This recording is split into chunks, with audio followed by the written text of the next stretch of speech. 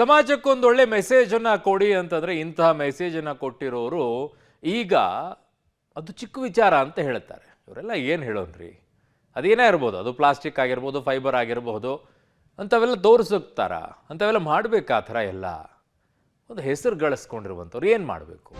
ಈಗ ನೋಡಿ, big boss ಸ್ಪರ್ಧಿಗಳು ಒಂದೊಳ್ಳೆ ಹೆಸರು ಸಿಕ್ಕಿದೆ, ಅದನ್ನು ಯಾವುದಕ್ಕೆ ಬಳಕೆ ಮಾಡ್ಕೊಳ್ಬೇಕು, ಇವರು ಯಾವುದಕ್ಕೆ ಕೆಡಿಸ್ಕೊಳ್ತಾ ಇದ್ದಾರೆ ಅಂತ ನೋಡಿ. ಮಚ್ಚು ಹಿಡಿದು ರೀಲ್ಸ್ ಮಾಡಿದ್ದ ಸ್ಥಳದಲ್ಲಿ ಪೊಲೀಸರು ಮಹಜರನ್ನ ಮಾಡಿದ್ದಾರೆ. ನಾಗರಬಾವಿಯ ಅಕ್ಷಯ್ ಸ್ಟುಡಿಯೋದಲ್ಲಿ ಸ್ಥಳ ಮಹಜರನ್ನ ಮಾಡಿರೋದು. ರಜತ್ ಮತ್ತು ವಿನಯ್ ಗೌಡ ಹೇಳಿಕೆಯನ್ನ ಈಗ ಪೊಲೀಸರು ದಾಖಲಿಸಿಕೊಂಡಿದ್ದಾರೆ.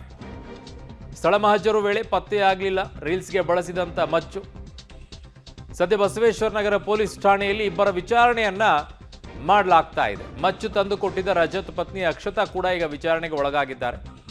ವಿಚಾರಣೆ ಬಳಿಕ ಕೋರ್ಟ್ಗೆ ಹಾಜರುಪಡಿಸಲಿದ್ದಾರೆ ಪೊಲೀಸರು. ಫೇಸ್ ಮಾಡಲೇಬೇಕು, ಅದನ್ನು ಯಾವುದಕ್ಕಾದರೂ ಇರಲಿ. ಅದನ್ನು ಒಂದು ಶೋ ಅಂತಂದಾಗ ಅದಕ್ಕೆ ಪರ್ಮಿಷನ್ ಇರುತ್ತೆ, ಅಲ್ಲಿಗೆ ಮಾತ್ರ ಅದನ್ನ ಇರುತ್ತೆ.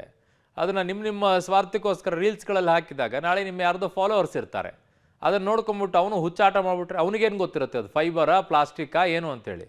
ಅವನು ಒರಿಜಿನಲ್ಲೇ ತಂದು ನಿಂತ್ಕೊಳ್ತಾನೆ, ಅವನು ಅದೇ ಥರನೇ ಶೋಕಿ ಮಾಡ್ತಾನೆ.